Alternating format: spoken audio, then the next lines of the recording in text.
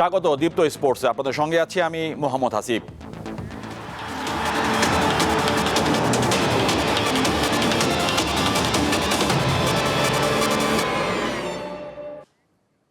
Hockey একটা সময় ফুটবলের চেয়েও জনপ্রিয় ছিল এই খেলাটি, কিন্তু এখন অলস পড়ে থাকে গুলিস্তানের নীল টার্ফটি। শুধু হকি স্টেডিয়ামে নয়, দেশে কোথাও এই পর্যায়ে কোনো লিগ হয় না। অতীতে ফেডারেশনের ব্যক্তিদের শুধু পদ আর চেয়ার দখলে অসম প্রতিযোগিতার কারণেই সামর্থ্য থাকা সত্ত্বেও আন্তর্জাতিক পর্যায়ে ডানা মেলতে পারছে না বাংলাদেশের হকি খেলাটি। হচ্ছে বলে নানান অজুহাতে মাঠে গড়াচ্ছে না হকির যে কোনো প্রতিযোগিতামূলক লিগ। পাশাপাশি আন্তর্জাতিক টুর্নামেন্ট আয়োজনও ব্যর্থ ফেডারেশনের সাবেক থেকে শুরু করে বর্তমান কর্তারাও। তাতে মাওলানা ভাসানী স্টেডিয়ামের নীল টার্ফটাও রং হারাচ্ছে ধীরে ধীরে। দুঃখ কষ্ট তো অনেক আছেই। আমাদের সবচেয়ে বেশি প্রয়োজন আমি মনে করি যে, আমি ব্যক্তিগতভাবে আমাকে নিয়ে বলবো, আমি খুব স্যাক্রিফাইস মেন্টালিটির একজন মানুষ। আমাদের হকিতে যারা পূর্বের বড় ভাইরা আছে, যারা বর্তমানে ফেডারেশনে আছে, সবার সমন্বয়ে এবং সবার আমি মনে করি যার দিক থেকে খুব স্যাক্রিফাইস মেন্টালিটি থাকতে হবে পদের ব্যাপারে। ফেডারেশনে আমারই যেতে হবে, আমারই গিয়ে বসতে হবে, আমি না পারলেও আমারই করতে হবে।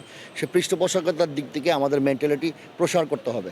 মাঠে খেলা না থাকায় মান হারাচ্ছেন হকি খেলোয়াড়রা, সাথে আর্থিক সমস্যাটা তো সবচেয়ে বড় বিষয় হয়ে দাঁড়িয়েছে তাদের কাছে। তাতেও কঠোর হচ্ছে না ফেডারেশনের দায়িত্বশীলরা। আমাদের জন্য সবসময় তো এটা একটা খুব কষ্টদায়ক জায়গা যে ওয়ার্ল্ড বা এশিয়া বলেন, এই র্যাঙ্কিংয়ে আমরা আমাদের স্পোর্টসের যে অবস্থানটা সেই অনুযায়ী কখনো আমাদের ভ্যালুয়েশন হয় নাই হকির হয় নাই। এটার পিছনে কারণ হচ্ছে যে আমাদের নিয়মিত হকিটা হারিয়ে গেছে।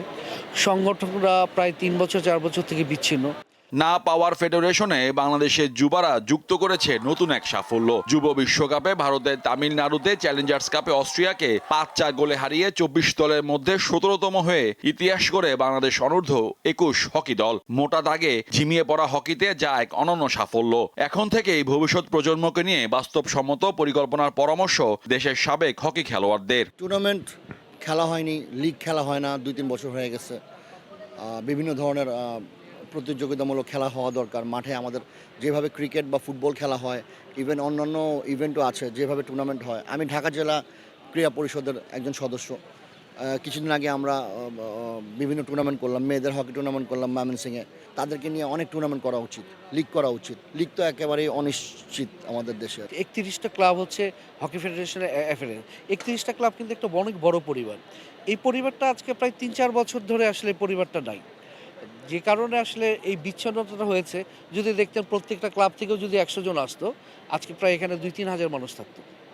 এবং যেহেতু একটা অ্যাডহক কমিটি এখন ফেডারেশন রান করছে, বিভিন্ন কারণে ক্লাবগুলোর সাথে তাদের একটা দূরত্ব তৈরি হয়েছে। নিজেদের সেরাটা নিংড়ে দেশকে সম্মান দিয়েছেন আমিরুলরা। এবার ফেডারেশনের দায়িত্ব পালনের সময়। এজন্য যে তীর্থে কাকের মতো হকি লিগ শুরুর তারিখের দিকে তাকিয়ে থাকতে হবে খেলোয়াড়দের। মোহাম্মদ হাসিব, দীপ্ত স্পোর্টস, ঢাকা। এবার ক্রিকেটের খবর। মহান বিজয় দিবস উদযাপন উপলক্ষে বিশেষ একটি টি-20 প্রীতি ম্যাচের আয়োজন করেছে cricketers welfare association of Bangladesh. আগামী 16 ডিসেম্বর বিকাল 5:30টায় মিরপুর শের-ই-বাংলা জাতীয় স্টেডিয়ামে অনুষ্ঠিত হবে ম্যাচটি। জাতীয় দলে তারকা ও প্রতিশ্রুতিশীল তরুণ ক্রিকেটারদের নিয়ে গঠিত হবে দুটি দল, গঠিত হয়ে মুখোমুখি হবে একে অন্যের। কোয়াপ প্রীতি ম্যাচটির নাম দিয়েছে বাংলাদেশ অল স্টার্স ম্যাচ, যেখানে দল দুটি অদম্য এবং অপরাজয় নামে খেলবে। অপরাজয় দলের নেতৃত্বে থাকবেন বাংলাদেশ টেস্ট দলের অধিনায়ক নাজমুল হোসেন শান্ত, আর অদম্য দলের আর্ম ব্যান্ড থাকবে জাতীয় দলের ওয়ানডে অধিনায়ক মেহেদী হাসান মিরাজের হাতে। হোম অফ ক্রিকেট অনুষ্ঠিত এই প্রীতি ম্যাচে গ্যালারিতে বসে দেখতে পাবেন দর্শকরা। এই জন্য গুনতে হবে 100 টাকা। এ ছিল আজকে দীপ্ত স্পোর্টসে দেশ বিদেশে খেলাধুলার নানা রকম খবর পেতে দীপ্ত স্পোর্টসের সাথে থাকুন আর চোখ রাখুন দীপ্ত টিভি ডিজিটাল প্ল্যাটফর্মগুলোতে।